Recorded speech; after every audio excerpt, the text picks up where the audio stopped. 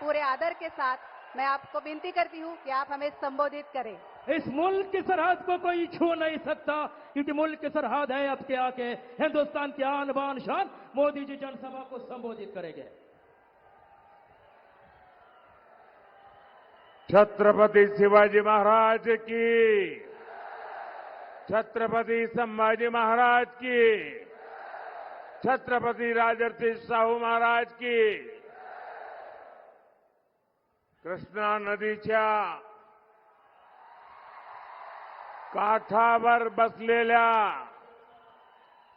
सातारकरांना माझा नमस्कार। सातारा हर देशभक्त के लिए, हर भारत भक्त के लिए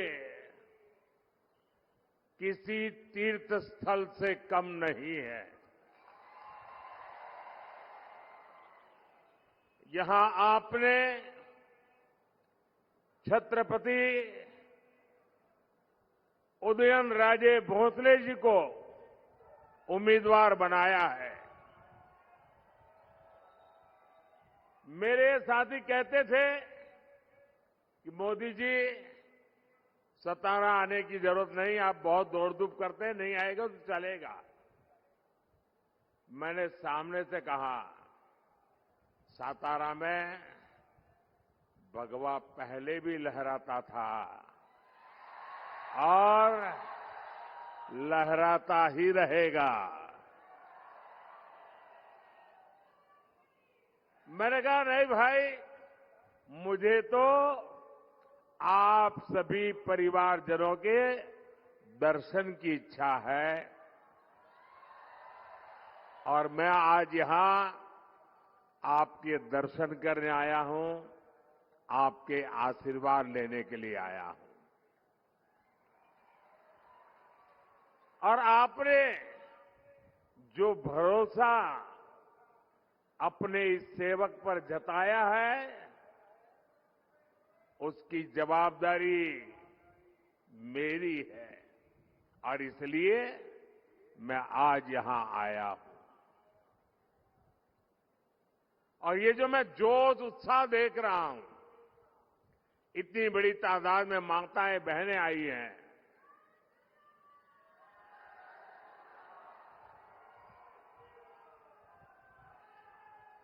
यहां से संदेश साफ साफ है। और इस जोश, उत्साह, उमंग, ये साफ मतलब है फिर एक बार, फिर एक बार, फिर एक बार। साथियों, ये मेरा सौभाग्य है। कुछ बातें याद आ जाती है जब यहां आता हूं तो 2013 में जब भारतीय जनता पार्टी ने मुझे प्रधानमंत्री पद के उम्मीदवार के लिए घोषित किया, तब तो चुनाव घोषित नहीं हुए थे, लेकिन जब मुझे घोषित गया तो मैं रायगढ़ के किले पर चला गया।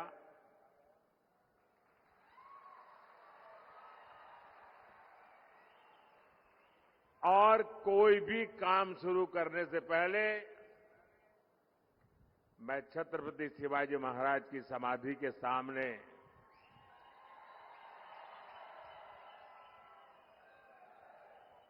ध्यानस्थ होकर उस पवित्र भूमि पर बैठा था। और उस समय छत्रपति शिवाजी महाराज की उस समाधि स्थल से मुझे जो प्रेरणा मिली, जो ऊर्जा मिली, उस पवित्र माटी ने मुझे जो आशीर्वाद दिए, उसी की बदौलत मैं पिछले 10 साल उन्हीं आदर्शों, विचारों को जीने का प्रयास करता हूं आपके लिए। कुछ न कुछ करने का प्रयास करता हूं। साथियों, सातारा ने छत्रपति शिवाजी महाराज के सुशासन को देखा है। सातारा की ये भूमि शौर्य की भूमि है। आज मिलिट्री अपशिंगे गांव हो या सातारा का कोई भी सैनिक परिवार हो, आत्मनिर्भर होती भारत की सेनाओं को देखकर वो सबसे ज्यादा खुश है। आज हमारी सेना के पास एक से बढ़कर एक मेड इन इंडिया हथियार है। अब आप ही बताइए भाइयों बहनों, ऐसे काम करके मोदी ने जिनकी दुकानें बंद कर दी, वो खुश होंगे क्या? वो खुश होंगे क्या? हथियारों के जिन दलालों को कांग्रेस की सरकार बहुत अच्छी लगती थी, वो कभी भी मोदी की वाहवाही करेंगे क्या? साथियों, मोदी ने सैनिक परिवारों को एक और guarantee one rank one pension की दी थी और मोदी ने ये गारंटी भी पूरी करके दिखाई। कोई कैसे भूल सकता है कि कांग्रेस ने 40 साल तक सैनिक परिवारों को one rank one pension OROP उससे वंचित रखा। सिर्फ 500 करोड़ रुपए का यानी झुंझुना दिखाकर कांग्रेस कहती थी OROP लाएंगे, यानी आंख में धूल झोंकने में इनकी ऐसी मास्टरी है, झूठ बोलने में इनकी ऐसी मास्टरी है। आज बीजेपी सरकार OROP के 1 लाख करोड़ रुपए, अब सोचिए वो 500 का खेल खेल रहे थे, 500 करोड़ का, आज 1 लाख करोड़ रुपए से ज्यादा अपने पूर्व सैनिकों को दे चुकी है। भाइयों और बहनों, देश 1947 में आजाद हुआ। कांग्रेस ने गुलामी की मानसिकता को फलने फूलने दिया। पूरी दुनिया छत्रपति शिवाजी महाराज की नौसेना का लोहा मानती थी। आज भी विश्व में जब भी नौसेना की दुनिया में चर्चा होती है, जो छत्रपति शिवाजी महाराज का नाम लिया जाता है। लेकिन इतने सालों तक आजाद भारत की नौसेना के झंडे में अंग्रेजों का निशान था। एनडीए सरकार ने, मोदी ने आकर के उस अंग्रेजी के निशान को हटाया। हटा करके रुका नहीं, मोदी ने तय किया कि इस झंडे का ताकत तब बढ़ेगी कि हमारी नौसेना के झंडे में अब छत्रपति शिवाजी महाराज के प्रतीक को स्थान दिया जाएगा। और दिया, डंके की चोट पर दिया। हमारी सरकार ने मराठा सेनाओं द्वारा बनाए गए ऐतिहासिक किलों को भी यूनेस्को की वर्ल्ड हेरिटेज साइट में शामिल करने के लिए नामांकन किया है। महाराष्ट्र का लोहगढ़ हो, सिंधुदुर्ग हो या फिर मराठा सेनाओं द्वारा बनाया गया तमिलनाडु का जिंजी फोर्ट हो, इन सभी को वर्ल्ड हेरिटेज साइट की लिस्ट में लाने का हम प्रयास कर रहे हैं। मराठा विरासत की शान दुनिया में बढ़ेगी तो हम सबको गर्व होना चाहिए कि नहीं होना चाहिए? गर्व होना चाहिए कि नहीं होना चाहिए? दुनिया में डंका बजे तो गर्व होना कैसे नहीं होना चाहिए?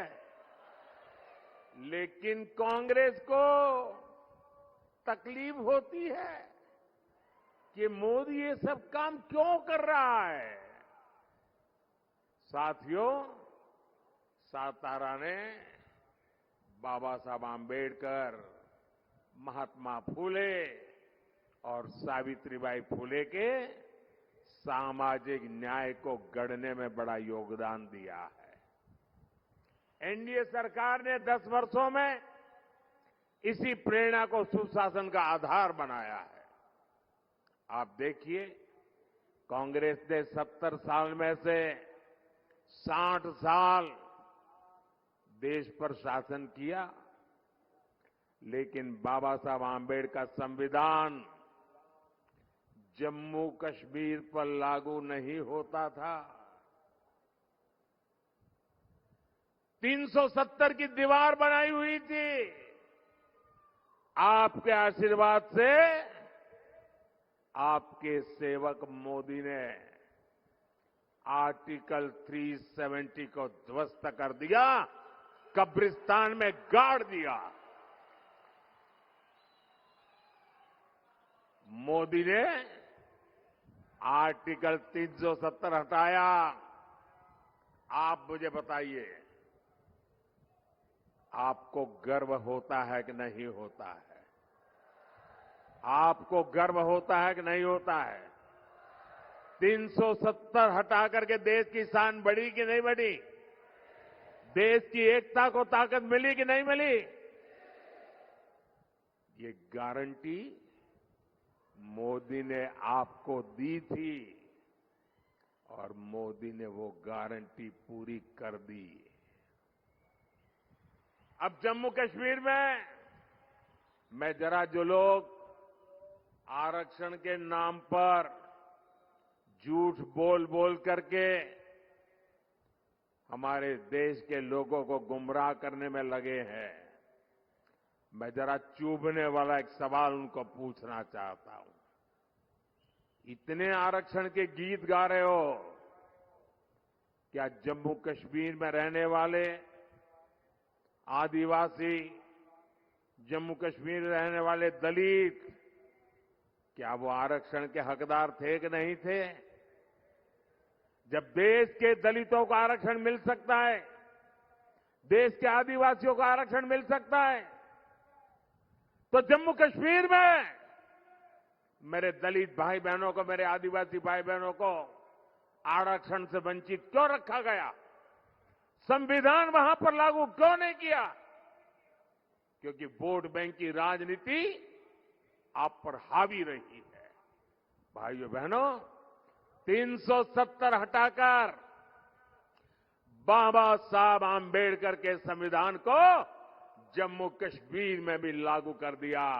वहां मेरे दलित भाई बहनों को आरक्षण का अधिकार मिला, आदिवासी भाई बहनों को आरक्षण का अधिकार मिला, ओबीसी भाई बहनों को आरक्षण का अधिकार मिला। वो हक मिल रहा है जो हिंदुस्तान की हर महिलाओं को मिल रहा है, वह जम्मू कश्मीर में आजादी के इतने सालों के बाद मिल रहा है। भाइयों और बहनों, हमारी सरकार में ही मेरे देशवासियों को मुफ्त राशन, मुफ्त इलाज, पक्का घर, बिजली, पानी, अनगिनत सुविधाएं आखिरी व्यक्ति तक पहुंचाने के लिए मोदी ने अपना पल पल खपाया है। और ये लाभ पाने वालों में ज्यादातर कौन लोग हैं? कौन लोग थे जो इन चीजों से वंचित थे? इन सारे लाभ को पाने वाले सबसे ज्यादा मेरे दलित भाई बहन हैं, मेरे आदिवासी भाई बहन हैं, मेरे ओबीसी पिछड़े परिवार हैं। अब बीजेपी एनडीए की सरकार इन्हें प्राथमिकता देकर काम कर रही है। साथियों, हमारी सरकार ने ही आरक्षण, जो पॉलिटिकल आरक्षण की व्यवस्था है, पहले जब अटल जी की सरकार थी तब उसका कार्यकाल बढ़ा दिया था, और जब मोदी को आपने अवसर दिया, मोदी ने फिर उस कार्यकाल को बढ़ा दिया। ये हमारा कमिटमेंट है। हमने ओबीसी कमीशन को संवैधानिक दर्जा दिया, लेकिन कांग्रेस के इरादे क्या है, ये हमने कर्नाटका में देखा है। क्या कर रहे हैं? छत्रपति शिवाजी महाराज की धरती से मैं आपको जगाने आया हूं भाइयों। ये क्या खेल कर रहे, जरा चौंक जाएंगे आप सुन करके। भारत का संविधान धर्म के आधार पर आरक्षण की मनाही करता है। बाबा साहब आंबेडकर धर्म के आधार पर आरक्षण की मनाही करते हैं, लेकिन उन्होंने क्या किया?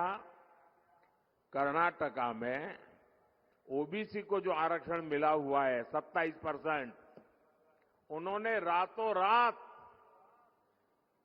सभी मुसलमानों को ओबीसी घोषित कर दिया। एक फतवा निकाल दिया, कागज पे थप्पा मार दिया, और रातों रात ओबीसी के हक के जो 27% आरक्षण था उसमें से डाका डाला और अधिकतम उन्हीं को दे दिया।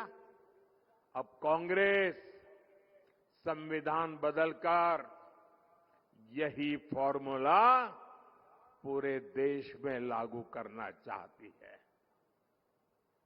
लेकिन कांग्रेस और इंडिया गाड़ी वाले कान खोल करके सुन लीजिए, जब तक मोदी जिंदा है,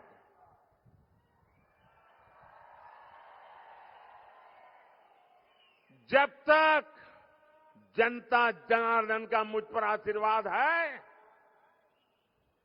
धर्म के नाम पर आरक्षण लाने की आपकी कोशिश, संविधान को बदलने की आपकी कोशिश, मेरे जिंदा रहते आप नहीं कर पाओगे। लिख के रखना।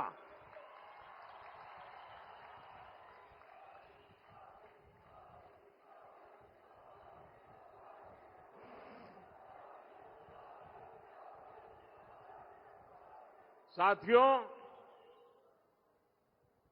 ये 21वीं सदी टेक्नोलॉजी ड्रिवन सदी है, और मैं स्वयं भी टेक्नोलॉजी का बहुत बड़ा समर्थक रहा हूं। मैंने सोशल मीडिया का उपयोग हमेशा जनता जनार्दन से जुड़ने के लिए किया है, आपकी इच्छाओं आकांक्षाओं को जानने के लिए किया है। आप तक सरकार का कोई कार्यक्रम पहुंच रहा है या नहीं, उस पर सुधार की गुंजाइश क्या है, ऐसी फीडबैक के लिए मैंने सोशल मीडिया का उपयोग किया है। लेकिन ताजा घटनाएं परेशान करने वाली है। लोकतंत्र प्रेमी हर व्यक्ति को शर्मसार करने वाली है। जो लोग भाजपा से, एनडीए से मुद्दों के आधार पर, सच्चाई के आधार पर, अपने कार्य के आधार पर आमने सामने राजनीतिक लड़ाई नहीं लड़ पा रहे हैं, वो अब सोशल मीडिया पर फेक वीडियो फैला रहे हैं। हमारी पार्टी के अलग अलग नेताओं की आवाज में आर्टिफिशियल इंटेलिजेंस का उपयोग करके कभी मेरी आवाज, कभी हमारे अमित भाई की आवाज, कभी हमारे नड्डा जी की आवाज, कभी हमारे मुख्यमंत्रियों की आवाज, और जो कभी हमने सोचा भी ना हो, ऐसे वाक्य हमारे मुंह में रख करके आग लगाने की कोशिश कर रहे हैं। ऐसी खबरों से, ऐसे वीडियो से समाज के अंदर तनाव पैदा करने का षड्यंत्र चल रहा है। देश में अगर शांतिपूर्ण चुनाव चलते रहे तो इनके इरादे कभी भी सफल नहीं हो सकते और इसलिए आने वाले 1 महीने के अंदर अंदर देश में कोई बड़ी हरकतें करने का इनका इरादा है और मैं एक बड़ी गंभीरता से उन पर आरोप लगा रहा हूं। सामाजिक तनाव पैदा करके अनहोनी घटनाएं घटे, इसके खेल खेले जा रहे हैं और इसलिए मैं छत्रपति शिवाजी महाराज की सातारा की पवित्र धरती से देशवासियों को कहना चाहता हूं, मीडिया के मेरे साथियों को कहना चाहता हूं कि लोकतंत्र की भलाई के लिए, देश में सुख शांति के लिए, देश की एकता के लिए कृपा करके जो भी फेक वीडियो निकलते हैं उनको हम एक्सपोज करें। ऐसे कोई भी वीडियो, कोई भी तस्वीर आपके व्हाट्सएप पर आए तो किसी सोशल मीडिया पर दिखे तो मेरा रिक्वेस्ट है पुलिस को जानकारी दे। उसको फॉरवर्ड करने से पहले सोचिए कहीं वो आपका भी नुकसान कर देगी, क्योंकि कानून बहुत कड़क है और मैं नहीं चाहता हूं कि निर्दोष नागरिक इसके शिकार हो जाए और इसलिए ये फेक वीडियो, इन सब से हमारे समाज को बचाना हमारा दायित्व है और ऐसे लोगों के विरुद्ध मैं इलेक्शन कमीशन से भी विशेष रूप से रिक्वेस्ट करता हूं कि आप उनके ओर के कठोर कार्रवाई करने के लिए कदम बढ़ाएं। सरकार पूरी तरह सच्चाई के साथ रहेगी, ये मैं देशवासियों को विश्वास दिलाता हूं। साथियों, हमारे यहां कांग्रेस ने स्वास्थ्य सेवाओं का ये हाल बना रखा था कि जिसको बीमारी हो जाती थी वो बदहाली तक पहुंच जाता था। बीमारी को बदकिस्मती मानने के अलावा कोई विकल्प बचा ही नहीं था। घर में किसी को गंभीर बीमारी हो जाती थी तो इलाज में खेत खलिहान तक बिक जाते थे, महिलाओं के गहने बिक जाते थे, कई 100 किलोमीटर दूर जाना पड़ता था, तब जाकर के कोई एक अस्पताल मिलता था। ये हालत बना रखी थी 60-70 साल के कांग्रेस के शासन ने। लेकिन मोदी ने स्वास्थ्य सेवाओं से जुड़ी परेशानियों को भाग्य के नाम पर नहीं छोड़ा। मोदी ने हर देशवासी को बेहतर स्वास्थ्य सेवाएं देने का संकल्प लिया। हमने देश में 20 से ज्यादा नए एम्स बनाए। बेहतर स्वास्थ्य सेवाओं का विस्तार करने के लिए हमने बड़ी संख्या में मेडिकल कॉलेज खोले। 2014 में देश में करीब 50,000 एमबीबीएस की सीटें थी, 50,000 डॉक्टर निकलते थे। आज हर साल 1 लाख से ज्यादा एमबीबीएस डॉक्टर्स पढ़ करके निकल रहे हैं। ये डॉक्टर छोटे शहरों, ग्रामीण इलाकों में भी इलाज का बड़ा माध्यम बन रहे हैं। आयुष्मान आरोग्य मंदिरों के जरिए आज गांव में स्वास्थ्य सेवाओं का विस्तार हो रहा है। यहां सातारा में लगभग 400 से ज्यादा आयुष्मान आरोग्य मंदिर बने हैं। अस्पतालों के बेहतर नेटवर्क के अलावा गरीब और इलाज का बोझ न आए, उन पर मुसीबतें न झेलनी पड़े, ये मोदी ने इसकी गारंटी दी। यहां सातारा में 15 से ज्यादा जन औषधि केंद्रों पर 80% डिस्काउंट से दवाइयां मिल रही है। जो दवाई 100 रुपए की कीमत है वो सिर्फ 20 रुपए में मिलती है। आज करोड़ों लोगों के पास 5 लाख रुपए मुफ्त इलाज का आयुष्मान कार्ड है। और मैंने एक और गारंटी दी है, आप घर घर तक पहुंचाना। किसी भी परिवार में, किसी भी जाति वर्ग विशेष, कोई भी परिवार, आपके घर में 70 साल की ऊपर के कोई जो भी व्यक्ति होंगे, अब उनकी बीमारी का खर्चा जो आपको करना पड़ता है, अब वो खर्चा आपको नहीं करना पड़ेगा, ये आपका बेटा मोदी करेगा। यानी कोई गरीब हो, मध्यम वर्ग से हो या उच्च वर्ग से हो, अगर 70 वर्ष से ऊपर का है तो आयुष्मान योजना के दायरे में आएगा और उसको लाभ मिलेगा। भाई और बहनों, सत्ता को अपने खानदानी जागीर समझने वाले आपकी इस तकलीफ को कभी नहीं समझ सकते। ये चिंता वही कर सकता है जो आपके बीच रहा हो, जिसने आपकी तकलीफों को देखा हो, जिसने आपकी तकलीफों को जिया हो। साथियों, कांग्रेस सरकार का रवैया गरीबों को लेकर क्या होता था, इसका अंदाजा आप उनकी नीतियों से लगा सकते हैं। आज हमारी सरकार 80 करोड़ जरूरतमंदों को हर महीने मुफ्त अनाज देती है। और जब से कोरोना आया तब से चालू किया और आने वाले 5 साल की भी गारंटी दी है। एक भी नया पैसा लिए बिना मुफ्त अनाज देते हैं।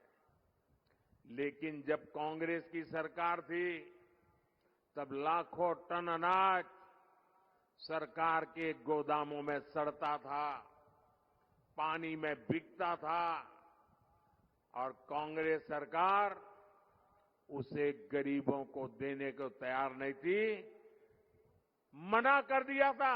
इतना ही नहीं, सुप्रीम कोर्ट ने कहा था, सुप्रीम कोर्ट ने हस्तक्षेप किया था और सुप्रीम कोर्ट ने कहा था कि कांग्रेस सरकार अनाज गरीबों में बांटे।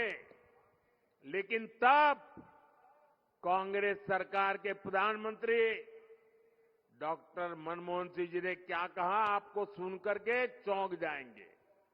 उन्होंने कहा था कि सुप्रीम कोर्ट इस मामले में दखल न दे, यानी अनाज सड़ता है तो सड़े, गरीब भूख से मरता है तो मरे, लेकिन कांग्रेस सरकार गरीबों को अनाज देने को तैयार नहीं थी। ये कांग्रेस की असंवेदनशीलता थी। और इसलिए ही आज जब मैं 80 करोड़ जरूरतमंदों को मुफ्त राशन दे रहा हूं, तो कांग्रेस को सबसे ज्यादा दिक्कत होती है। भाइयों और बहनों, तुष्टीकरण के आगे घुटने टेक चुकी कांग्रेस ने एक और बड़ी घोषणा, खतरनाक घोषणा की है। ये कांग्रेस कह रही है, आपके खेत, आपके घर, आपके परिवार में माताओं बहनों के गहने, उनके मंगलसूत्र, कांग्रेस कहती है अब एक्सरे करेंगे, एक्सरे। आपके लॉकर में क्या पड़ा है, एक्सरे करके देखेंगे। आपके घर में क्या पड़ा है, एक्सरे करके देखेंगे। यानी घर घर छापामारी करेंगे और आपकी संपत्ति जब्त करेगी। एक लिमिट से ऊपर आपके पास जो भी है, उसको लूटने का कांग्रेस सरकार इरादा रखती है। और उनकी जो खासम खास वोट बैंक है ना, उनको मजबूत करने के लिए उनको बांट देंगे। मैं जरा सातारा के भाई बहनों को पूछना चाहता हूं, क्या आप ऐसा होने देंगे? आप ऐसा होने देंगे? क्या आपको इस प्रकार की नीतियां मंजूर है? ऐसा सोचने वाले लोग देश की राज में होने चाहिए। मोदी का प्रयास है कि देश में हर बहन के नाम पर कोई न कोई प्रॉपर्टी हो। इसलिए घर बहनों के नाम पर दिए जा रहे हैं। जन जन खातों से करोड़ों बहनों को पहली बार बैंक खाते खुले। अब बीजेपी सरकार उसमें सीधा पैसा डालती है। मोदी अपनी बहनों को ड्रोन पायलट बनाने में जुटा है। मोदी ने 3 करोड़ बहनों को लखपति दीदी बनाने की गारंटी दी है। लेकिन कांग्रेस के शाहजादे की चली तो कांग्रेस माताओं बहनों की कमाई, उनके गहनों को भी नहीं छोड़ेगी। साथियों, मोदी का संकल्प हर बहन के घर तक और हर किसान के खेत तक पानी पहुंचाने का है। Laxman Rao Inamdar lift irrigation scheme हो, तराली प्रोजेक्ट हो, टेम्पू लिफ्ट इरिगेशन प्रोजेक्ट हो, बांग इरिगेशन प्रोजेक्ट हो, ऐसी हर सिंचाई परियोजना महायुति सरकार की प्राथमिकता को दिखाते हैं। आने वाले 5 साल में ऐसे अनेक सिंचाई प्रोजेक्ट हम पर पूरा करेंगे। साथियों, हम खेती में सहकारिता का व्यापक विस्तार कर रहे हैं। इसलिए पहली बार अलग सहकारिता मंत्रालय बनाया गया है। हमारी सरकार ने गन्ने के एफआरपी में रिकॉर्ड वृद्धि की। पहली बार शक्कर की एमएसपी तय की। हमारी सरकार इथेनॉल पर इतना जोर दे रही है, इसका सीधा लाभ गन्ना किसानों को हो रहा है। पीएम किसान सम्मान निधि के करीब 1500 करोड़ रुपए यहां सातारा जिले के मेरे किसान भाइयों के खाते में जमा हुए हैं। साथियों, बीजेपी अपनी विरासत को भी शान से आगे बढ़ाने में जुटी है। इसलिए जो हमारे किले हैं उनको भी सजाया संवारा जा रहा है। यहां कनेक्टिविटी पर बहुत काम हो रहा है। हम यहां जो हमारे आस्था के स्थान हैं, जो धरोहरें हैं, वहां आना जाना आसान बना रहे हैं। मेरा आपसे आग्रह है, 7 मई को हर बूथ पर कमल खिलाना चाहिए। भारी मतदान होना चाहिए। और आपको मैं गारंटी देता हूं, आपका सपना ये मेरा संकल्प है। और आपका सपना पूरा करने के लिए मेरा विजन भी है और जीवन भी उसी के लिए है। 24/7 फॉर 2047 इस मंत्र को लेकर के मैं काम कर रहा हूं। आप घर घर जाइए, मतदान के लिए लोगों को प्रेरित करिए। ज्यादा से ज्यादा पोलिंग बूथ पर ज्यादा से ज्यादा वोटिंग, पुराने सारे रिकॉर्ड तोड़ने के लिए गर्मी कितनी ही क्यों न हो, देश के लिए हम समय निकालें, मतदान अवश्य करें। क्या आप मतदान बढ़ाएंगे? घर घर जाएंगे? पोलिंग बूथ जीतेंगे? अच्छा, मेरा एक काम और करेंगे, मेरा एक पर्सनल काम करेंगे आप? जरा हाथ ऊपर करके बताएं तो मैं मानूं। करेंगे? करेंगे? अच्छा, घर घर जाइएगा और कहिएगा कि मोदी जी सातारा आए थे और परिवार के सबको नमस्कार कहा है। मेरा नमस्कार पहुंचा देंगे? हर परिवार में मेरा नमस्कार पहुंचा देंगे? बोलिए भारत माता की, भारत माता की, भारत माता की। बहुत बहुत धन्यवाद।